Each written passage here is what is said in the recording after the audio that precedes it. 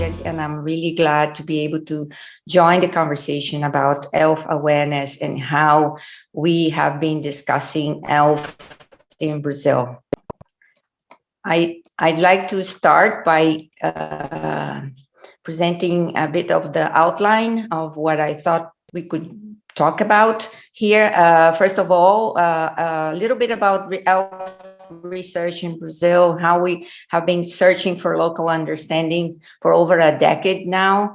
And number two is second theme in this talk, it will be ELF in educational policy, where I will try to refer to more recent changes in our national curriculum. English became a compulsory language in the curriculum, and I'll be discussing some of that in relation to ELF and how ELF has been interpreted in this context.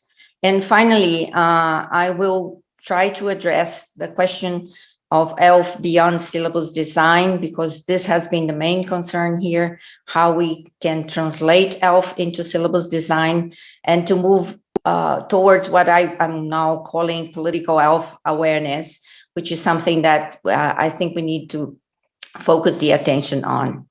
I also added here the logo for our Brazilian network. We have a network called ELF-BRA.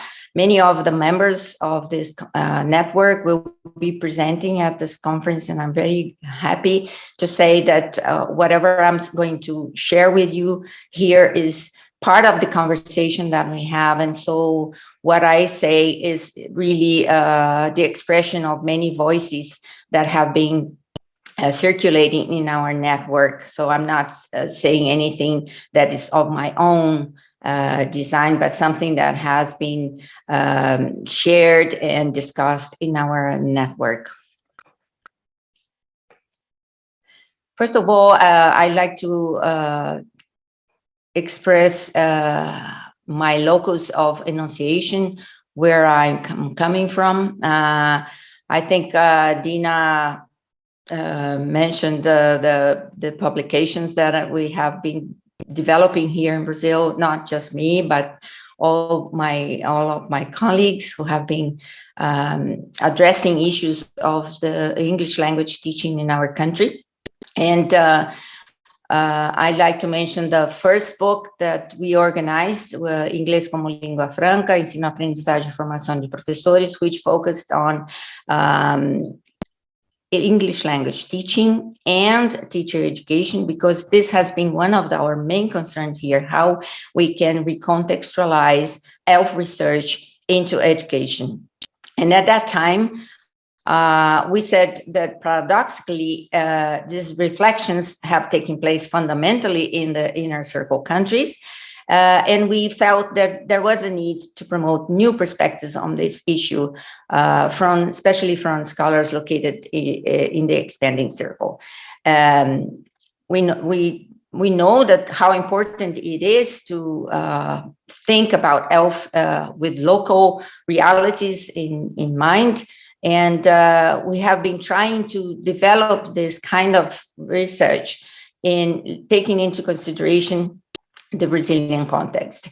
Another publication that was produced in English was the book edited by the Grutter that Ina also referred to, which was a collection of works developed by researchers here and practitioners, focusing specifically on teacher education.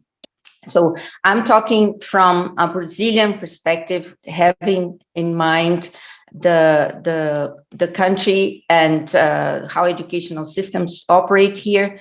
And in order to share some of these insights that we have developed here, I just mentioned some of the publications that we have been producing, especially in English, and how that has inspired us to continue doing research and exploring how ELF can inform ELT in Brazil. Two of these publications are book chapters, and they focus on initial teacher education in preparation for teachers who are going to work in public schools, especially, and we have developed approaches to ELF orientation in pre-service teacher education, having in mind all this literature that we have been in contact with, and trying to make sense of it from our own perspectives. More recently, we have addressed the question of teacher education again, and ELF and pre-service level with the Cambridge Introduction to Applied Linguistics. And more recently, my colleague, Sabio Siqueira, who's going to present soon in this conference, also we produced together some reflections on Paulo Freire's contribution to this national curriculum as English as a lingua franca. Of course, we are getting inspiration from Paulo Freire to discuss what the new national curriculum has proposed in terms of English language teaching. Another area that we have been trying to do is to map out all these ELF studies in Brazil. And one of these chapters that we produced was about that and was published in the Routledge Handbook of English as a Lingua Franca. And for us, what perhaps characterizes our attempts to recontextualize ELF in Brazil has to do with power and how power in ELT is enacted in our practices, in our teaching materials, in the way that we relate to the language, and how the outcomes are defined, learning outcomes are defined in our context. So what we said there, and again, I mentioned my colleagues, Michele Elcadri and Luciana Calvo, who have been partners in crime, so to speak, for a long time. And I'm glad to have been able to work together for so many years, trying to address the issues that I'll be talking about here. And when we said that for us, approaching ELT from an ELF perspective could be empowering, because it would allow us to challenge and actively struggle against monolingualism and beliefs tied up with English imperialism. It would allow teachers to focus on questioning normative views of language and education, and would allow teachers to explore together with learners what we mean by communication and how power relations come into play when we use English. So for us, it's very important to have a critical perspective on ELT. And for us, the ELF perspective enables us to do that, because it challenges so many of the traditional tenets of ELT. Another more recent... Are over. Sorry? Your first 10 minutes. Okay. Are over. All right, thank you. Another study that has been produced by Savio and a colleague, Roberta Peixoto, again, brings this panorama of the scholarly production of studies of ELF studies in Brazil. So we have been producing papers and chapters in terms of our understandings of ELF, and how we have, as practitioners and researchers, try to incorporate these ideas into our own work. It's from that perspective, then, that we have proposed reframing the research agenda by promoting the visibility of the knowledge produced by Brazilian researchers. We are, as I said, as exemplified with my previous slides, this is something that we've been trying to do, and I'm glad I have the chance to also use this platform to talk about all these production and how important this production has been to Brazilian practitioners and researchers. The other aspect is establishing a dialogue with decolonial perspectives. Is something that has been happening more recently in a way that we see ELF as a strategy to decolonize ELT. Also, more recently, lots of papers have been written about translanguaging as a legitimate classroom practice that is embraced by the ELF perspective. And also, we're trying to raise awareness about issues of power and inequality in English language use and ELT by considering that ELF is not a neutral zone. So we're not saying that communication takes place without power relations involved. And as I say, this is not a new thing or something that we are just now presenting. We have a long history of authors who have been written about this and also addressed ELF research having Brazilian context in mind. One study by Rajagopalan, for instance, reflects on communication and intelligibility, and he argues that we need to discuss more than who should be authorized to communicate in ELF context or what linguistic elements would guarantee communicative success. So therefore, not assuming that communication will take place as long as we adhere to an ELF approach. And he also advocates the political view of language. Zaki also, in 2018, criticizes the globalizing bias of ELF from decolonial perspectives and discusses issues of subaltern cosmopolitanism and transnational literacies to be incorporated into the debate. Jordan and Marx also critique the alleged neutrality of ELF interactions and also advocates decolonizing English in teaching and teacher education. The same with Duboc, who also criticizes the restrictive view of communication in ELF and also alerts to the risk of generalizations around nativeness and a slightly romantic, critical, and apolitical views in some of the discussions. Also, Siqueira advocates the decolonization of the curriculum, of teaching materials, and school practices based on mainstream ELT, also arguing for a political agenda for ELF.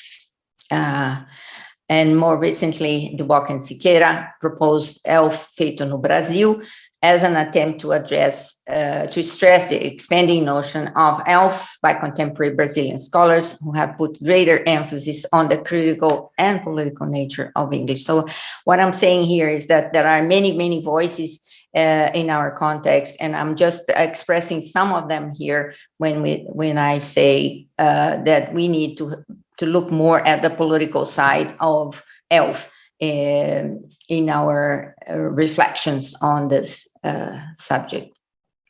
Now, moving on to, this is basically what has been done in terms of research in Brazil, and now I'm moving on to talk about ELF in educational policy. And with the understanding that the educational policies are interconnected, by referring to Riswell Lingard, for instance, that when they say that the processes that frame education policy are constituted globally and beyond the nation state. So the move to incorporate ELF in our national curriculum, although it may be felt as a nationally specific terms, is actually part of a global trend that has, for instance, been expressed by the European Union, as we saw yesterday. So ELF is being appropriated by language policy discourses and strengthening the English hegemony. And I think this creates tensions with our attempts to place it within multilingualism. I know that ELF is now trying to incorporate English within multilingualism, perhaps as a way of minimizing the tension. But the tension is there, and it's important to recognize it. For instance, in our case, we had a curriculum that was open to any foreign language. Therefore, at least in the paper, it was possible to teach other languages. Now it's only English. And so there is a tension here between saying that English is the lingua franca and also multilingualism. but perhaps we can discuss that later. So the national curriculum, or the national core curriculum, some people call the national curriculum standards, that were published between 2017, 2018, is the competence-based curriculum. And the final document that finally incorporated ELF as the approach to be followed in English language teaching was the outcome of very intense negotiations in a period of political instability. The country was undergoing several problems politically. We had a president democratically elected that was impeached, and so a new government was formed, and in that period of great turbulence, the document was finally released. And the current government is trying to strengthen the neoliberal mindset that was already beginning to gain strength. And the new curriculum has been criticized by following a very strict neoliberal agenda. And so English is now part of the interdisciplinary area of language and languages, and is now compulsory from years 6 to 12. Again, multilingualism was abandoned in this case. This national document is now going to be translated into more detailed regional documents based on this national core curriculum. And in that document, we can see that many of the discussions that we have had in terms of ELF are there, at least in this course. For instance, the learning goals have been framed as a development of interculturality. Language is seen as a social practice.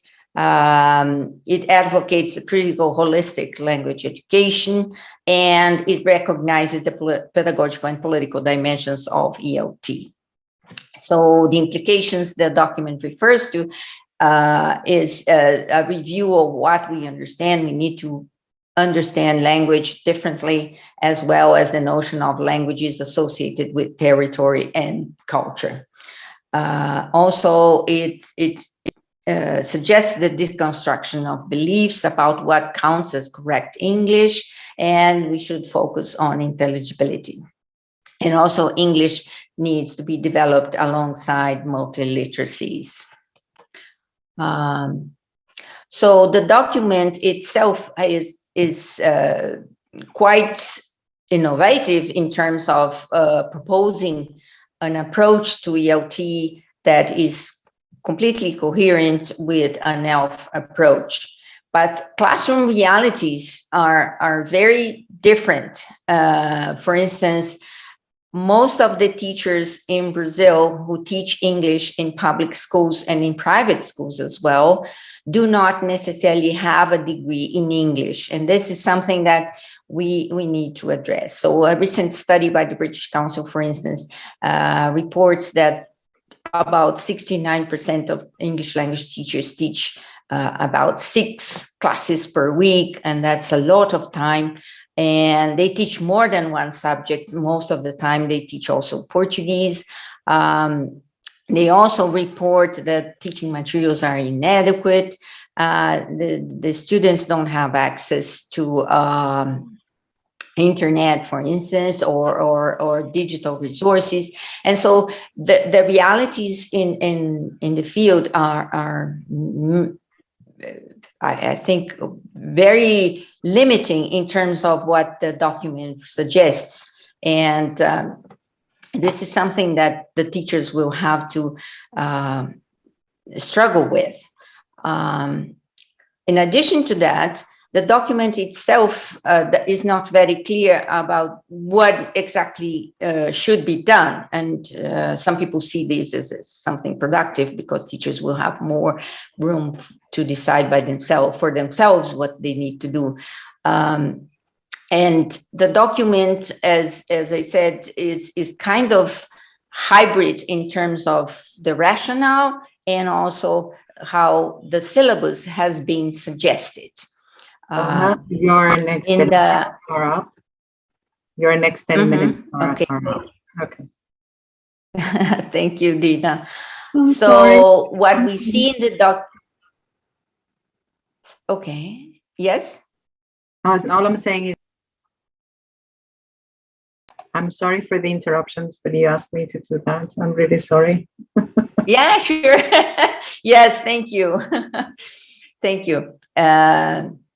So ELF in this in the document is presented in a kind of hybrid way. The rationale seems to be completely coherent with what we've been seeing in the literature and how ELF has been interpreted in the literature and by researchers.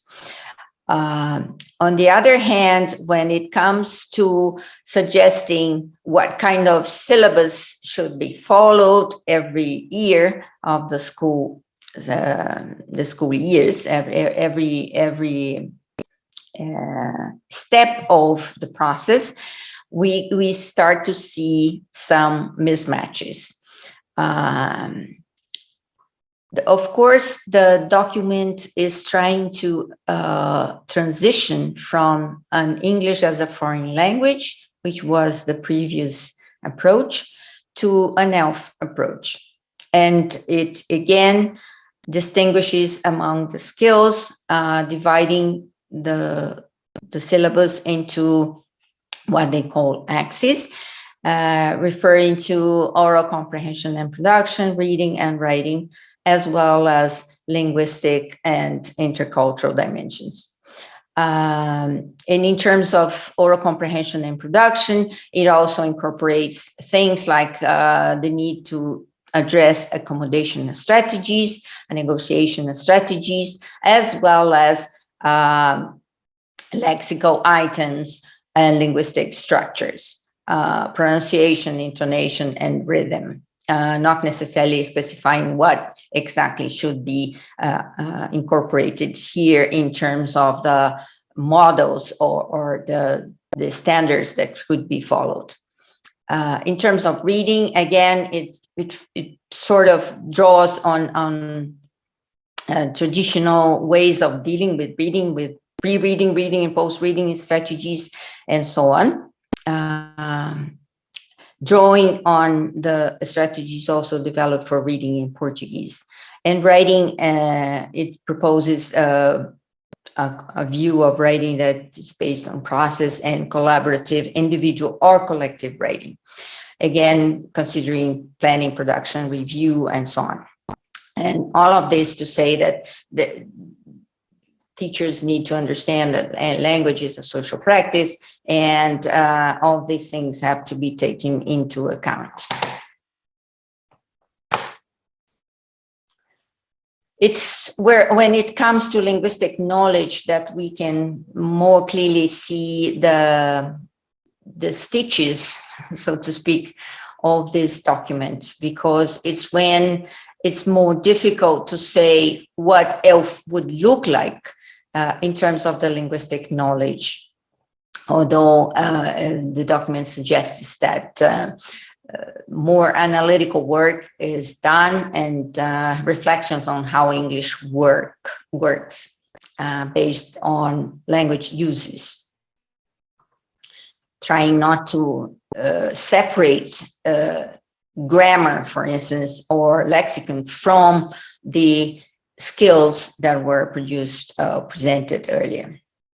In terms of lexical study, for instance, for the 8th grade, they suggest constructing lexical repertoire corresponding to plans, forecasts, etc., and recognizing common suffixes and prefixes used in word formation in English. So this would very much like an EFL curriculum or syllabus, I mean.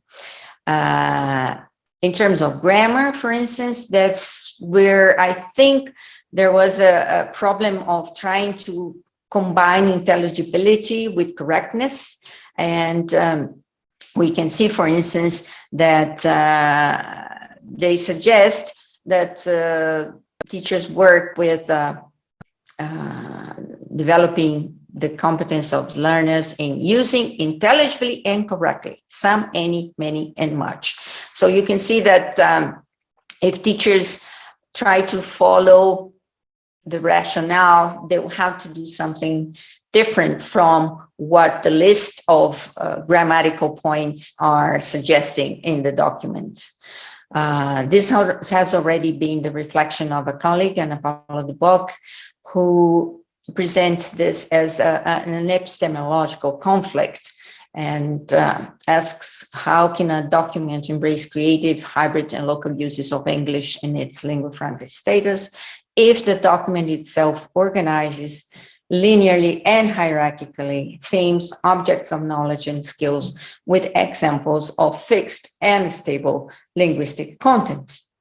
So there is a paradox here and a conflict that she suggests is productive one, because that opens up the possibility for teachers to create their own syllabuses and create their own programs, study programs, if they follow at least the rationale and the first part of the document, where more coherent approach to ELF is presented.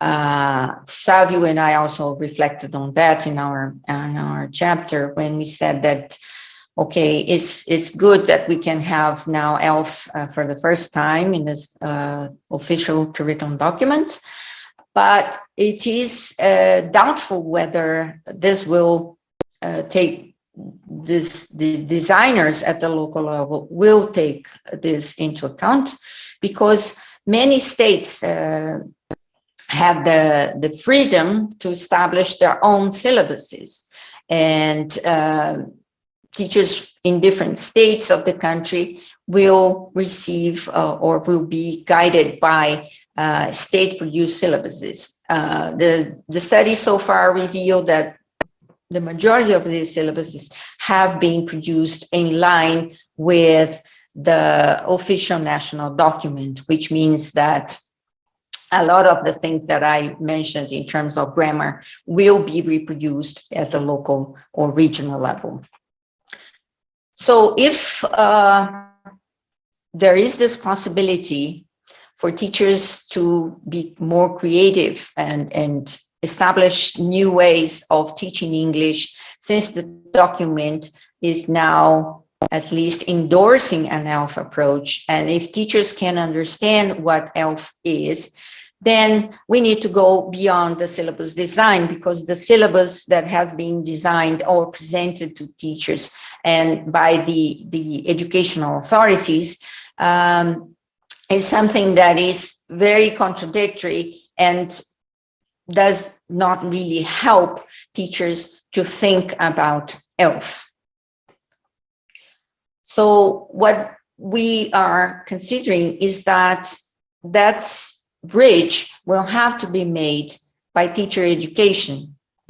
So the country now needs to develop a very strong teacher education program, because if we are moving away or transitioning from an EFL approach to an ELF approach in ELT, in public schools and in private schools as well, we need a lot of teacher education programs to be able to deal with this challenge, because the document itself does not clarify exactly what that would mean. So if we think of ELF awareness as an important element of these teacher education programs, and we need to address issues of language and language use, instructional practice, and awareness of learning as suggested by the ENRICH program. And I think the handbook is so useful in providing examples and giving us some directions or suggestions of things that can be done in terms of developing this kind of awareness.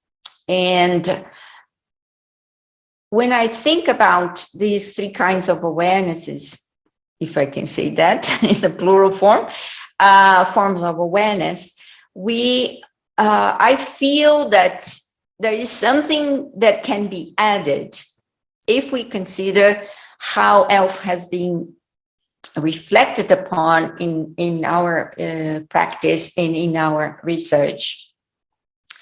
Because when I think about the suggestions made by colleagues that I presented earlier in previous studies, means that it may not be enough. Yes. It may not be enough to include an awareness of the significant role of the immediate classroom context and the broader sociocultural environment in the learner's self-perceptions and competences as learners and users of English.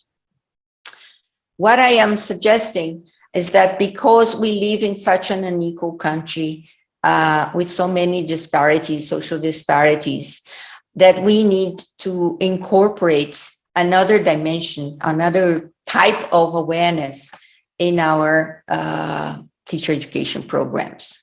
And that is what I'm calling provisionally as a political ELF awareness.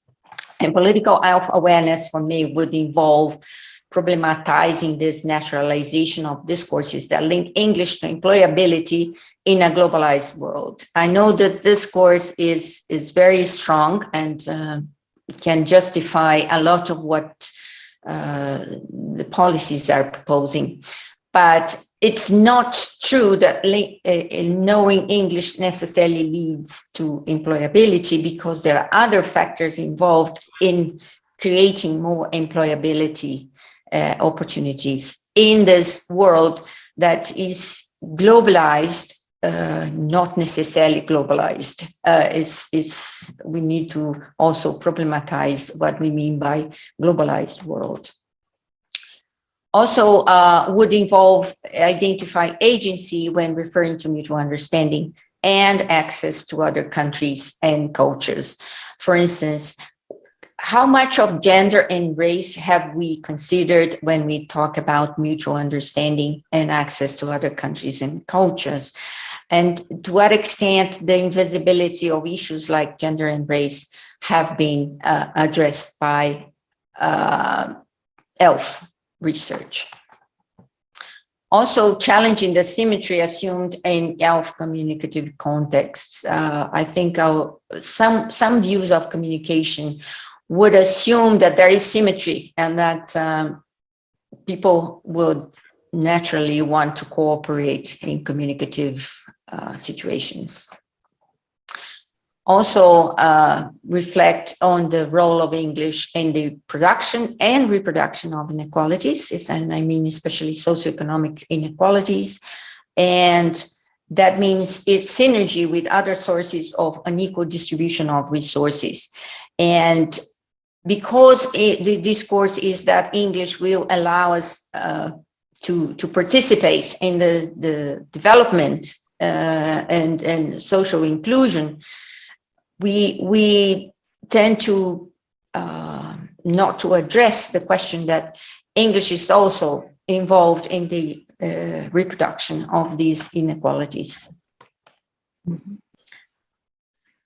Telma, you have a couple more minutes. Okay. Also, I'm about to finish, I guess. This is the last slide, I think. So political ELF awareness means recognizing the limits of an ELF approach in challenging the social stratification based on standards. And the standards have been very, very much alive and kicking, and they have been used to create and sustain stratification. Also, this political ELF awareness would refer to thinking about power relations in language use and in language teaching beyond the question of native, non-native speakers.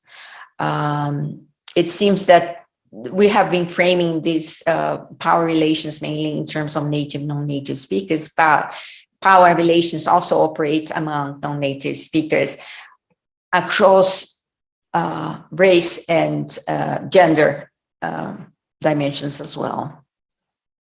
Political ELF awareness is also a process that would encourage teachers and learners to direct attention to broader issues beyond the language and the classroom, and to construct collective identification of spaces of resistance.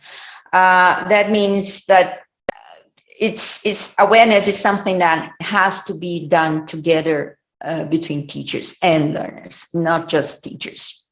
And something that has to be done collectively as well, and not just individually. And also would require, this political self-awareness would require a critical reflective stance towards our own beliefs as practitioners and researchers.